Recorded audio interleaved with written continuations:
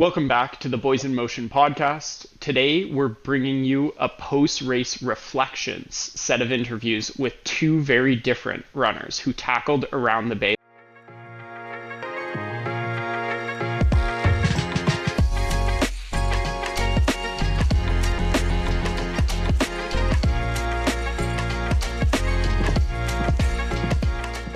We have here with us first Kennedy, a seasoned athlete who tells us how her preparation paid off for Around the Bay and what she learned from the race.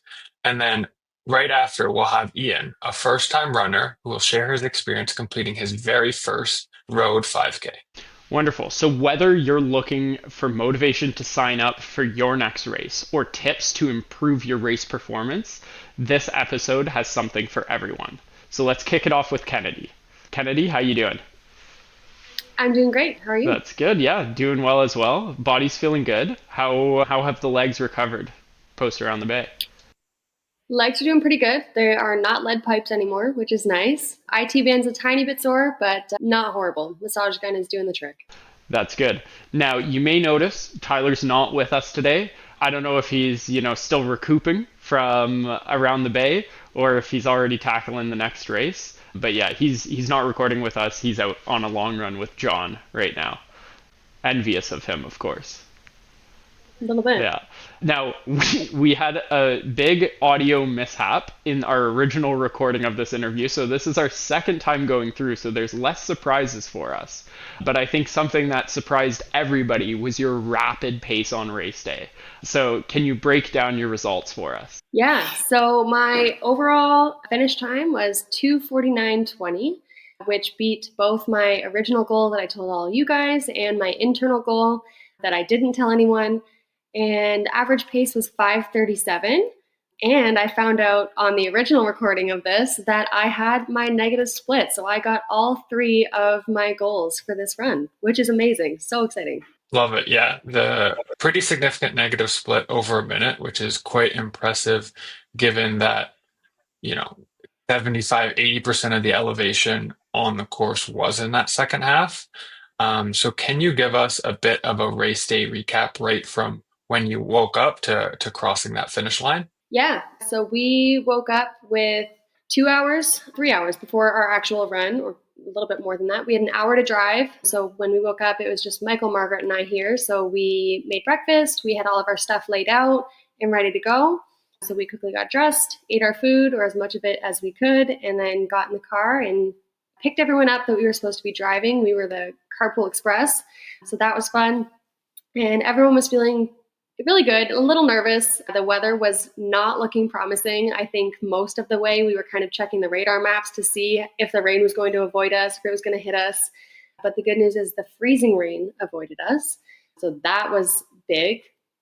And then when we got to Hamilton, we struggled to find parking a little bit, but found it and tried to figure out what to bring with us. So we knew we were going to be watching the 5K race. So we had about an hour and a half before our race time, and we didn't have anyone to hold onto a bag for us. So it was trying to strategize like what to wear or what you were willing to throw away or what to commit to wearing during the race. So that was definitely an interesting thing to see what some people were willing to go through before the race. Shout out to Mark, who showed up in just a long sleeve shorts and a hat. Yeah, you dodged freezing rain, but we did not dodge freezing in the rain. That's for sure. No, we definitely did not dodge that. Poor Mark was like shivering the whole time. Went and sat by like a heat exhaust pipe and put his little poncho like against it. Oh my God. There was definitely some interesting innovations that day trying to stay warm. Yeah, that was hilarious. Yeah. Oh, it was so funny. But yeah, so we watched the 5K, watched Ian go through, which was awesome. And then we all kind of got ready for our race and lined up at the start line. I know, Andrew, you had a hard time, or anyone that was running with you had a harder time getting to the front of the pack to be able to kind of get out ahead of a lot of us that were not going at 800 miles an hour. But I had no problem getting to the corral. We were pretty comfortable. The warmth of the crowd was nice. That's definitely a benefit of being closer to the back, as you were packed in like sardines.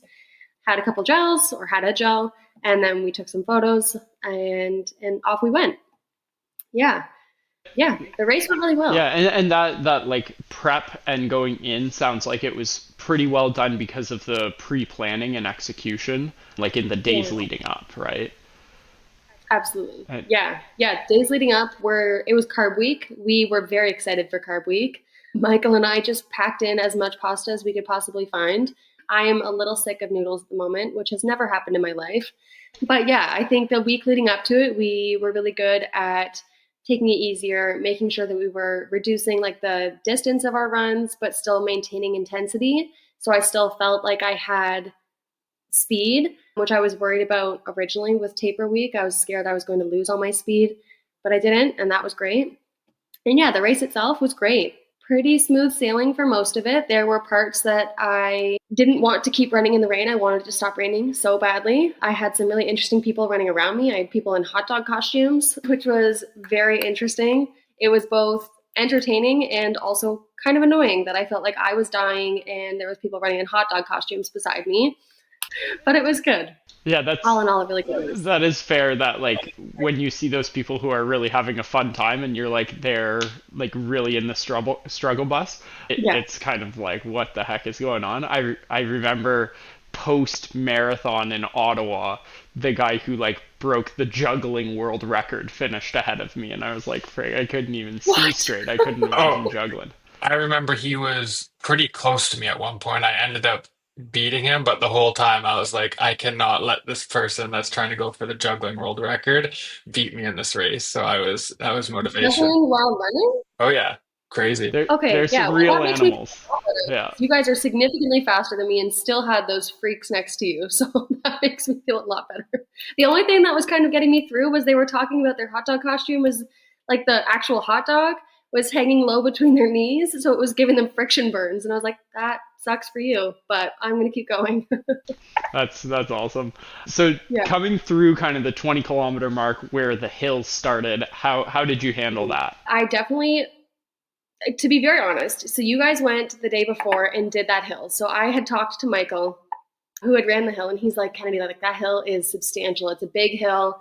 Kind of talked it up to be like the worst thing in the world. So I mentally prepared for the worst hill in the world. I mentally prepared for the equivalent of Sailor's Hill, and I was like, this is what's coming. It's coming at 24 kilometers. So the like between 20 and 24, I kept checking my like distance. I was like, okay, it's coming so soon. It's coming so soon. Get ready. Like take a gel. It's going to be horrible.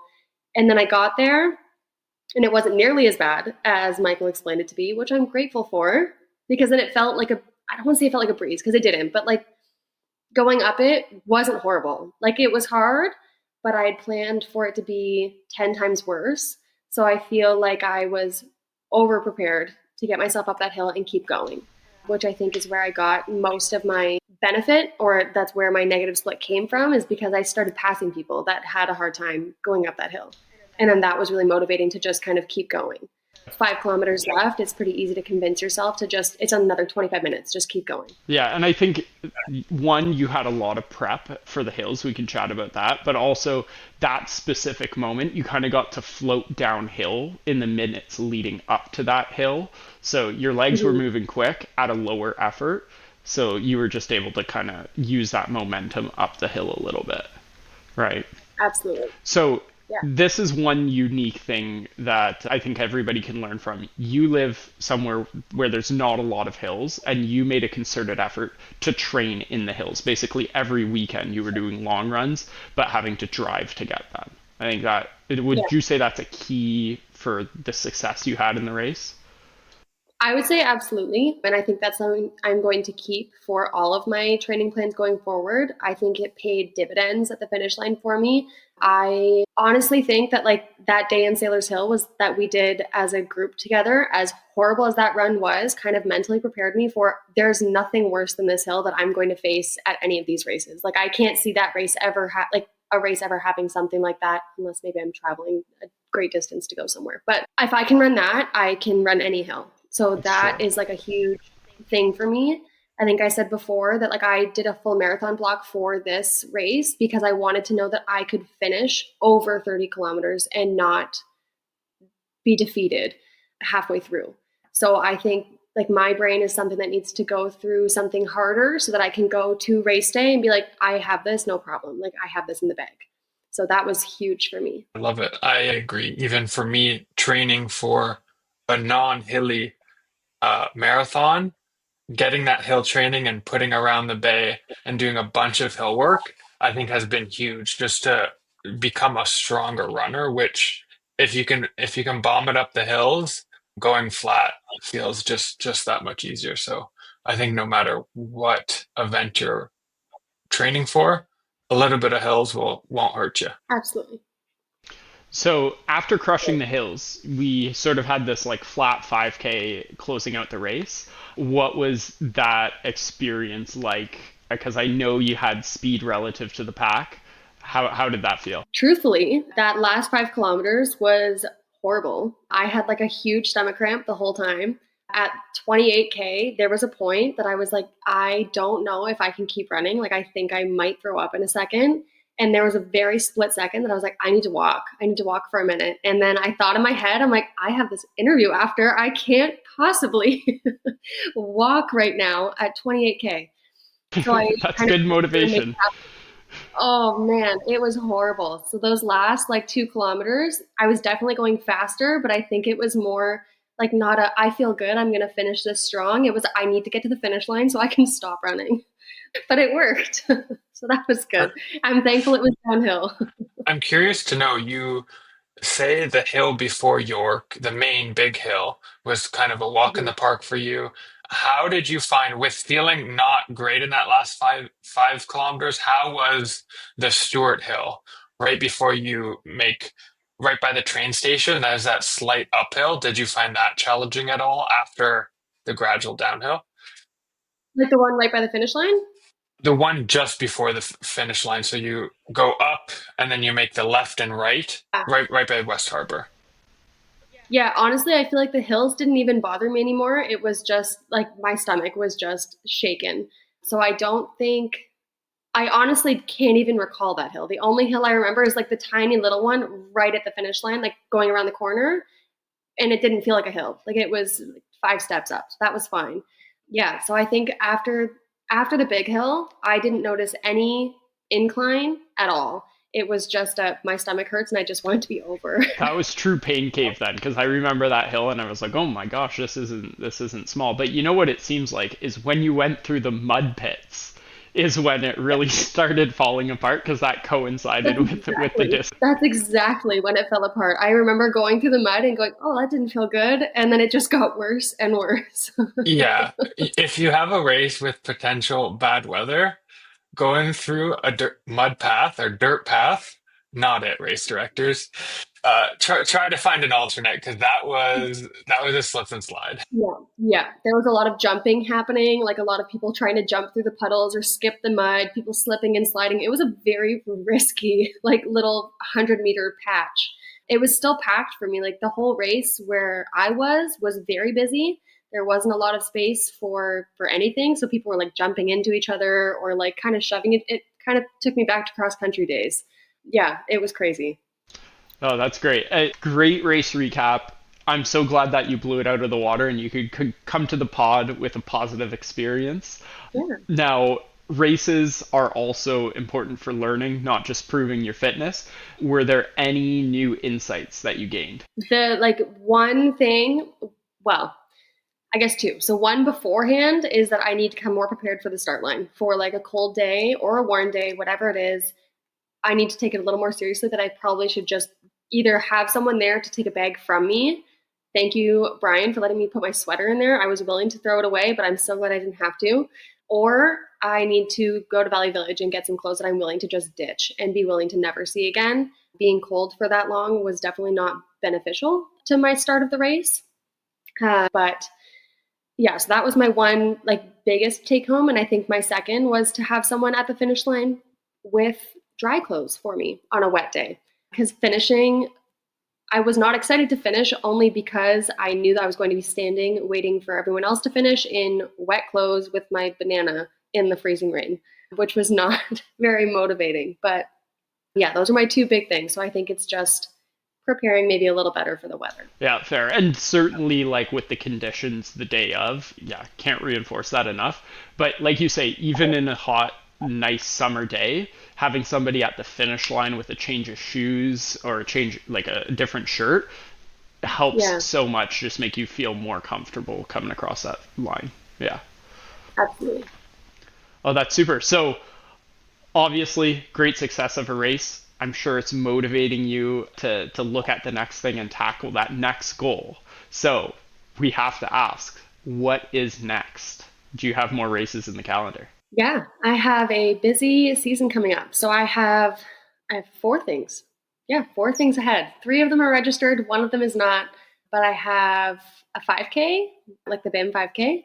I have a half marathon in Calgary, and I have a triathlon in Welland, and then a full marathon in Toronto. So it's going to be a busy summer of training. Jeez. Okay, so let's go chronologically. I think BIM 5K is next. Are you ready for the race pace that comes with the territory? I think I'm going to find out when I start. I haven't done a 5K race since high school cross country, which is also different. So I did a time trial for myself during my block for Around the Bay, and that was my new record 5K. So that was impressive for me. I'm hoping that I can shed a little bit of time off that. I'm hoping this week and next I can get at least one or two quick runs in just to try to turn those legs over a little bit faster and see what kind of time I can shave off. My Garmin gave me a suggested 5K time, and that time is terrifying. So we'll see if it is correct in predicting what I can possibly do. I don't know. It's very aggressive, but we will see. Garmin is a big supporter. That's nice to hear, but bring on the searing pain. It's going to be a good Oh, hot, quick burn. yeah. Yeah. That's going to be a horrible 20 to 25 minutes. So Um, you said something that really got me interested, which was the Calgary half marathon, because I think yeah. this means that my better half is also joining you. Is that correct? You bet. She signed up last night. Yeah, she told Frig. us she signed up. So we are ready. We have a team and everything. So we have Margaret, we have Rascal, and myself, and we are the girls in motion. Absolutely love it. Love the girls in motion. So nice. Love that you're doing a half marathon so soon after completing around the bay. Just Energizer Bunny. Just you don't want to stop. Just got to keep going, keep trucking along. And then you had also mentioned Rose City Tri, and that I think is more of an A race for you. Is that kind of the next major thing you're training for? I guess so. I don't know if I want to call it an A race in only because I've never done one before. This is truly just I want to say that I've done one. I want to see if I can do one. I have said before, I hate biking. So the fact that I'm committing myself to a race that has a bike involved is still beyond me. Why I decided that this would be fun. But so, yes, it is my next big thing for sure. I don't know if it's like my big thing of the year. I think Around the Bay was like my one, I think that and the marathon are my two A's of the year. And then the triathlon is like a B, I think. But I am excited for it. We'll see how it goes.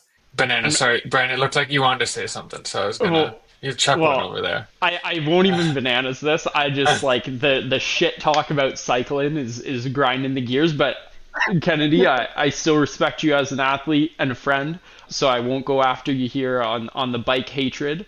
But you said a very interesting word, which was the marathon. So can you Mhm. tell us a little bit more about this big end of year goal, which is the marathon? Yeah. Yeah. So I somehow convinced Michael to do a full marathon with me. So we are going to do the Waterfront Marathon in Toronto in October. So that will be really fun. I'm super excited about it and like antsy for my training program to start for that one. It's a great That's great. it's a great race, huge crowds, nice and flat, unlike around the bay. A couple bumps over overpasses that compared, it will be nothing. But I think what would be amazing, and you're the perfect person to do this. You did the same with Around the Bay, and that's to try to get a big boys and girls in motion squad out there to either support, spectate, or run. Because I think we would get quite a few people. I think we can do it. I've heard rumblings that there's already a couple people that are interested in doing it. So I think they're like one, like little teeter away from signing up. And I think if we can get like 4 of us to sign up, we can get like 20 of us to sign up. So I think it'll be good. It's like a new challenge. Yeah, so I think we're like one patio beer away from getting the initial wave of signups going. So what would be your like 30-second pitch on the patio to convince somebody to run the Toronto Waterfront Marathon with you? I mean, if you've already done the Around the Bay, then you did all of the training already. So, I mean, Pete proved that you can kind of write off your marathon plan from like 6 months ago and then compete another race and just keep going. So it can be done, which is amazing. And then I think if you've done Around the Bay, you've done the incline, you can do a waterfront marathon. Like Andrew said, it's pretty flat. There's a couple of overpasses, no problem. You won't even notice them. 12 more kilometers, flat race, busy crowd, warmer weather. Who can pass that up? And then we can all go for a warm beer, sit outside, maybe have another banh mi sandwich. It's true. Sign me up. It's true. Yeah, you can't stop the endorphins of race day, and the marathon is something special. So if you've never done one or you've done a bunch of them, no matter what, the Toronto waterfront this year could be a very very freaky day for you. So if you're Absolutely. listening and your ears perked up, we'll see you at the start line. Just click register. Just go to the website. Just click register. What's stopping you? Absolutely nothing. I'll make a team. I'll sign it up and then I'll wait for everyone to join. But I just one little disclaimer. Waterfront, like around the bay, does sell out, and generally early summer it will be sold out. So if you are wanting to join, do it quick, or else you might need to pay those people reselling bid prices. Right. Good to know. Maybe I need to do that today. Yeah, it's a race weekend sign up basically. It is. Yeah. Yeah. Take all my money, race It, roster. it could be fun. I'm going to Berlin, so it definitely won't be an A race, but who knows? Maybe I can race in a hot dog costume. Maybe I could run Yeah. alongside the Vim squad, just hot dog costume and party pace. The last thing I want is Andrew back there with like a flute or something just chasing me around Toronto. Perfect. I'll let if we do it as a squad, and I'm there doing it. I'll let the squad decide, and I'll dress up however you want, and I'll just party pace and have a good time. I think that's the new motivation. We can collectively decide how we want to torture Andrew and make him embarrass himself in the race. I think that's a great idea. Sign me up. Absolutely love it. I love the idea. I'm in. Make me be embarrassed along the seats of the streets of Toronto. Amazing, amazing. Okay, well, Kennedy, we're super excited to see what you accomplish this year. We're gonna definitely keep the chat going between us. Love to see all the accomplishments thus far, and know it's going to be a huge 2025 for you. Thank you once again for joining us on the pod all throughout this process. The 3 interviews have been super inspiring, and I think you shared a lot of insights with everybody as well. So a huge value to the community. Thank you. Thank you guys so much for having me. Definitely held me accountable. So I really appreciate all the conversations, all the tips and tricks, and I would say that they paid off. So thank you so much. Welcome back, Ian. It's been exactly a week since you hit the streets of Hamilton and did your first ever 5K road race. So tell us about it. How is the body feeling post your race? Yeah, no, it was really fun to do the Around the Bay. Actually, it took my body a full week to recover. Like I was sore every day, and I think it's because I had zero elevation training and I tried running up those hills. And let me tell you, boys, I was feeling it. Like ankles, knees. I thought I was an old man. Shoulders, neck, back. I was a broken man. But today I'm thinking I'm gonna start gearing up for training for the BIM 5K. I'm feeling much better today. Loosey goosey. Took some nice easy walks this week to help try and loosen up the legs without having to stress them by running or jogging. So yeah, that's where I'm at right now. It was a lot of fun. Well, it's good to hear that you had fun. I think that's number one, especially for your first like official race. I think that's like a big key is that you're motivated to go on to the next thing and continue to progress through the sport, which it sounds like you had that day. Can you walk us through a little bit about like how that race went, kind of kilometer by kilometer? So it was really rough to start. Like I've never been in a corral and stuff, and I found it actually very difficult to find my pace. I was running with my dad, and my dad and I have never run together before. So like he was also kind of like trying to push the pace a little bit in the beginning, and I was trying to keep it easy. So the beginning was kind of rough because people are passing you from behind, people in front of you are too slow, and I found maybe I overpaced myself a little bit. There were a couple sections where like I really pushed myself in the beginning to go, like when I first saw like all the BIM people supporting me and cheering my name. That really gave me some energy, and I would say that's a huge takeaway for the race, is just having people there to cheer you on, to motivate you to go a little harder. So yeah, getting to the race wasn't too bad. When we went to go pick up our bibs and doing all that, like I kind of already knew where to go and where to start, so I wasn't too worried about the logistics of getting there. I just wish I scouted the course a little bit before, so that's about it. The elevation was certainly shocking. I know for anybody who did the like 10 through 30K as well, I was not expecting some of those bigger hills like right around the finish line. So I'm sure that kind of big uptick about a kilometer and a half away from the finish line was quite the shock of your race. Well, actually, so for the 5K, it's like where you guys came up Stewart and stuff. Like we went down initially, and then there was Okay. like a it was big uphill into Dundurn, the Dundurn Park area. That's like all uphill, and you had to run up that. And so like I ran the first kilometer, it was fine, and then we're running up that hill, and then you see the sign for like 2, and I was like, I feel like I've run like at least 4 kilometers by this point, going up that hill. It was pretty rough for me and my dad as well. But yeah, so then 3 to 4 wasn't so bad. The downhill of past Dundurn wasn't so bad, and then like that final kick up Stewart and then that final stretch over the bridge was kind of easy compared to what happened at between kilometer like 2 to 3. I remember seeing you on that uphill. Going to that finish line is where all of us were. We were cheering. And I don't know if I've ever seen you run so quick. You just started booking it right up the hill. You were loving the fans, and you were living in that moment. So it was fun to see. Yeah, the support you guys had and being strategically placed on that corner where that uphill was nice, but also like, why'd you guys pick that spot? This hill was really hard. We were there where we were needed the most, right? And I think that's right where kind of the finishing sprint began for you. Now, going back to some previous episodes, your one of your goals was to finish strong and enjoy the experience. Now, I've seen some of the pictures, and it looked like you were really pushing in those closing meters. Is that correct that you hit that goal in stride? Yeah, no, I definitely finished strong, and I followed some advice we had where you try to pace yourself at the beginning so you can finish strong and go really hard. And I went so hard, like I looked at my peak heart rate because I was all strapped up for this race, and it was like over 190 BPM for me, which is like crazy high. And then I had at least 15 different people after you crossed that finish line ask if I was okay. Because like I like did the lunge finish, like a sprinter, trying to get that tape with the chest.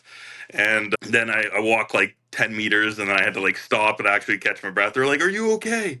Are you okay?" And I was like, "Oh, I'm fine. I'm just catching my breath." With the whole huffing and puffing. And it was a lot of fun. In that last sprint, I had to make sure that I didn't tell my dad that I was sprinting to the finish, and he struggled to catch up. It was pretty close. I had to say I took away victory with 4 seconds, and I will hold that over his head. Amazing, amazing. No, that is awesome to hear, and it's just great to hear you recount this story with a smile on your face. Again, it means you enjoyed it so very, very much, which yeah, is all you can ask for. Now, race stats. I have some numbers here on the screen, but I don't want to misquote them. Andrew, can you give us the rundown of Ian's race stats? Yeah. So the final chip time that you got on the day for the 5K was 44:16. And I do remember rumblings of you hearing that finish line announcer yelling at you that if you give it a little kick, you'll get under 45 minutes. And you got there with a bunch of room to spare. So that's pretty awesome. But I think what's even more awesome, especially having done a few training runs with you and seeing you sometimes not pacing yourself correctly and going a bit too hot at the beginning, is looking at these 2.5K splits. The first one, 22 minutes and 59 seconds. But your second 2.5K split is 21:17. So about a minute and a half negative split, which is quite impressive and seems to run in the BIM squad these negative splits. Yeah, no, I was trying to make sure to pace myself at the beginning because I remember what you said. For you guys, maybe a 5K is a sprint, but for me, it's close enough to a marathon. So I wanted to make sure I'd finish strong and have a nice sprint. I didn't want to like blow a tire or anything at the beginning and be like, oh man, I gotta walk the end. You guys are cheering for me at the finish, and you just see me walking. Like that's way too embarrassing. Let's be real. No, that's a great time. And honestly, every time that I saw you in the race, you were running and you had a smile on your face. So super cool to see that. And I think you were the first person of like the whole BIM squad that I saw on that day, and it was while you were running, which was super exciting to see. I saw the 5K runners coming by and just like sat on that first corner. So I'm glad I got to see you twice and cheer you on twice. Yeah. Now, your dad was sort of alongside you in both of those moments when I saw you, and even going up that hill, he was right on your tail. At what point would you say that you began that kick and knocked him off your tail? I would probably say around that bridge, I started kind of like picking up the pace a little bit. I wanted to get up and over that bridge hill, and I just wanted to look good and for you guys and to show my dad like, hey, we're not done. Push you to your limits because earlier in the race he was like having a good time, throwing out like peace signs everywhere. Doing some nice photo op, and then I was like, man, you're having it too easy. Let's see you work for this. I did like looking at all the photos, and like Brian mentioned earlier, your finish line photos are so intense. You're racing, you're trying to get the most, and then looking at the photos of your dad, just all the goofiest pictures. Just it looks like he was just out for a Sunday jaunt, and just yeah, he was literally there for the paparazzi, which was Well, yeah, so funny. until you see his finish line and he's trying to catch up to me and he's like, oh man. Yeah, that is pretty funny. Yeah, he looked shocked. He was like, he was not expecting that kick, and he's like, "Son, where did that come from?" I thought we were finishing arm in arm. So yeah, I was glad to be the one to be able to put him through his paces and not have it too easy for him. Oh, that's great. So, being your first race, I think during the race it was successful and looked great from an outsider's perspective. And hearing this, it sounds good as well. Pre-race, was that the same case, or did you have a little bit of nerves going in and some pre-race jitters? 100%. I had pre-race jitters going on. I like the closer the race got, the more and more nervous I got. Like the night before, I slept okay, but it was like the car ride for me coming in from the falls to Hamilton. Like that whole hour, I was like, oh, I don't know. I'm a little nervous. Like I don't know if I can do this. Like, am I going to be able to perform to what I expected and set the goal? And meet my goal. And it wasn't until like you started running where like that goes out the window. Like you're like, okay, I'm here. Let's just go. Let's just pace. Like up until that gun and you cross that start line, it was all nerves. Yeah, definitely. I feel that too pretty much every race I have.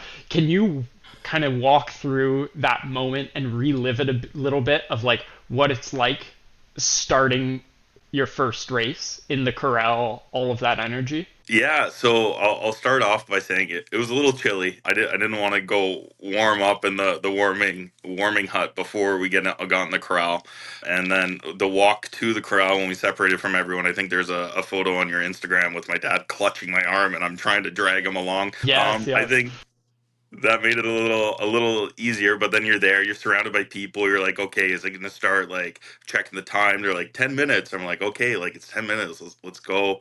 I kind of want to like get moving, get a little warm. And so at the time, like the focus of like the nerves was still there, but also like I just want to get moving to warm up. It's cold, and then there's like people around looking like they're ready to go, and we're like, look at these people, like they're just sprinting for fun to warm up, like up and down, walking around, and I'm just like, okay, I don't want to like use too much of my endurance in a warm up because I won't finish. But it was incredible to be surrounded by everyone that was there and willing to do it. A lot of people were like looking forward, doing stretches. Not too many people, like some people were chatting, but like more people were like zoning in and focusing. And then when it started moving, you're like a train, you're starting to walk, you're starting to like jog a little bit. And then when you cross that line, like then you feel like a stampede, right? You're going like, okay, everyone's going, we're going through the gate, saw people off the start, like I think Andrew was there and I gave him a high five and stuff. Like that was like right from then on, I was like, it was kind of a blur because then you're like, okay, let's go. That's awesome. Now, I'd love to know, we chatted a little bit about strategy, but getting into the race, you start, like you said, it's all a blur, but what did you end up settling into as far as your race strategy, as far as pacing? Did you do intervals? What did that look like for you? So the beginning, I think I set I thought I could do an aggressive strategy. I would be like jog for like 5 minutes and then like walk for two, and that was what the original goal was. And then when we got into the race and stuff, I couldn't really find my pace because, as I said, people were in front of you were walking, people behind you were passing, and I think I went a little harder. So I think I adjusted the interval time to accommodate that. So it was like run for 3.5 minutes and then like walk for about 90 seconds approximately. There's maybe an interval or two where it was a little longer, an interval or two where it was a little shorter. But I made sure like when I ran for the duration I kind of set myself up for. And then I would say what really impacted it is like I was like, well, my interval time says it's time to run, and then I tried to run up a hill, and that, I'll admit, like gassed me. Had a harder recovery after that to like get everything like back in line and simmered down, and still wanted to be competitive with myself and my goal. So like after the hill and recovering, I had to take like an extra minute for the recovery. And then I was like, okay, I still need to jog at least this section to try and stay competitive with the time that I wanted to set myself out for and the pace. So I think I just adjusted it on the fly. Pretty much, I went in with a set strategy and it went out the window. And a set strategy is much easier when you're training than it is when you're in an event, I think. Well, yeah, you're just running off guts and feel, just like the pros. That's great to hear. So, if you were to do another race, what 100% agree. learnings would you take from your first 5K and bring them into, let's say, the BIM 5K? So I think like the BIM 5 is really close to this one. So it's kind of hard to make any major adjustments, I think, before the BIM 5K race coming up. So I think more realistically, it'd be like adjustments before the fall BIM 5K, or if I do another 5K in between.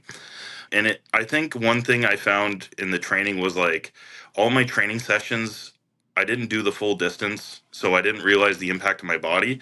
But previously, I did a 5K, so I knew I could do it. I think I was just trying to focus on like how people maybe do marathon training where they don't run the full distance, but just meet a pace, and you already know that you can run for the duration required. And I don't think that worked out for me in this case too much. So I'd like to maybe make sure I do like a full 5K before a 5K and like make sure the body is all up to snuff. Like maybe in a peak week, that's what I'm doing, and then before like a taper, just to get my body more strengthened and used to doing that distance. And like mentally, I know like that I can do that distance. Other than that, I don't know like what else I would change. Maybe try to be a little more consistent with the training near the end before the event. So like before this 5K, I had a week of like cold start, like cold turkey, like Tyler. I was on a work trip, so I didn't get that opportunity to train. And it wasn't so much like I was just on a work trip. It was like I was in a hotel, drove for an hour to the site, like the site I was working at. You're working 12 plus hour day, then you drive an hour back to your thing, you eat dinner, and you pretty much go to bed. So there wasn't even too much leeway to squeeze in a quick run. Also, I heard the treadmill was broken, so then I would have had to find a path outside. So like there was a whole bunch of things near the end of this that didn't work out for me, and I'd like to ideally be a little more consistent before going into another event.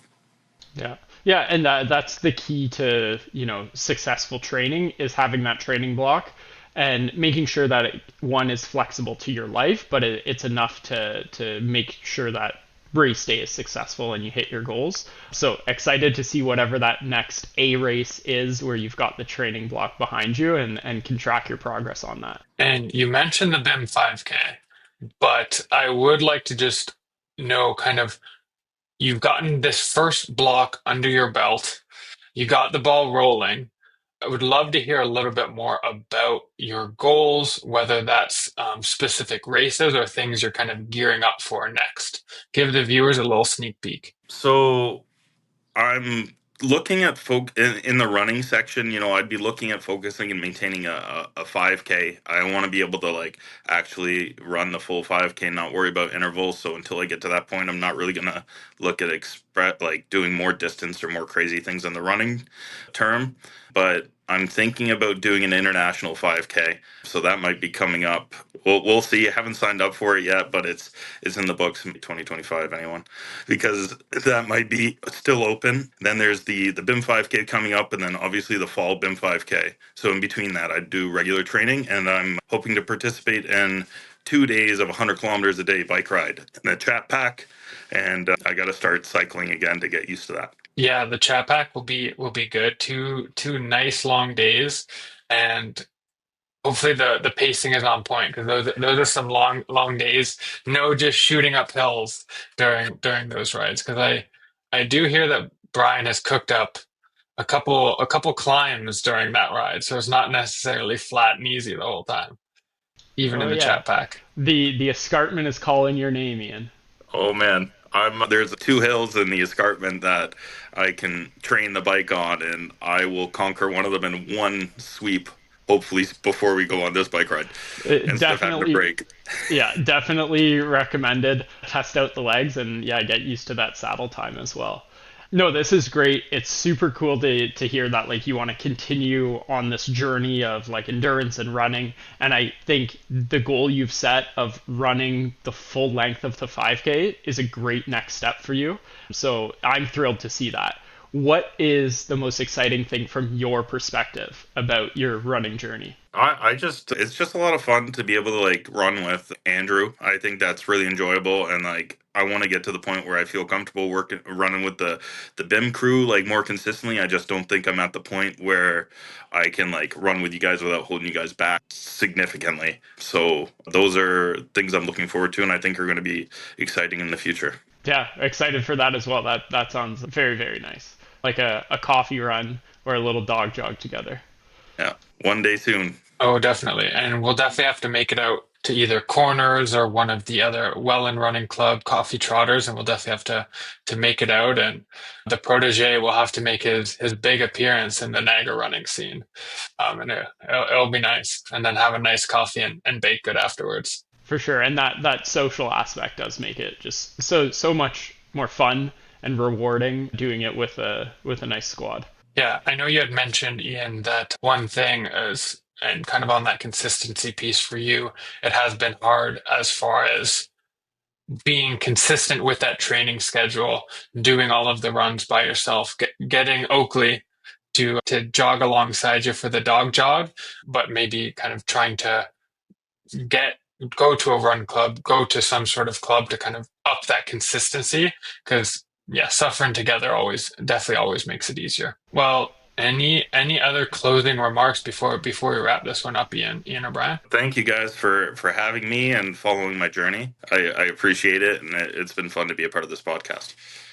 Yeah, super. And I hope that, you coming on here, chatting pre-race twice, and then this wrap up was able to kind of support your development and help you reach your goals. That's what we're trying to do here. And I know for a fact that your story has motivated others who were maybe in similar position to you some months ago to start dipping their toe in the water with running, even if you've never run before. So to anybody in the community who's listening, like Ian's done it, you can do it, and we'll see you at like a run like Corners soon enough. Because I know there's people at the BIM 5K who heard your story and were like, you know what, I'll try it, even though like they weren't really comfortable with that before. So Uh, thank you. yeah, no, thanks for giving me this platform, and it means a lot to hear that I'm inspiring people to get out there and just try and do something they may not have thought they could do before. Or For sure. So, Ian, bottom of my heart, thank you for joining us and helping motivate the community. And to everybody listening, thanks for tuning into this episode of the Boys in Motion Pod. Congratulations on your first race, and also Kennedy for continuing her hard work and pushing her limits. And just a reminder to follow us on Instagram, TikTok, and YouTube for more race stories, training tips, and inspiration, just like Ian and Kennedy. And join our Strava club to share your own post-race victories. And remember, whether it's your first or 15th race, every finish line is worth celebrating. Until next time, keep moving and chasing your goals. See you next time on The Boys in Motion.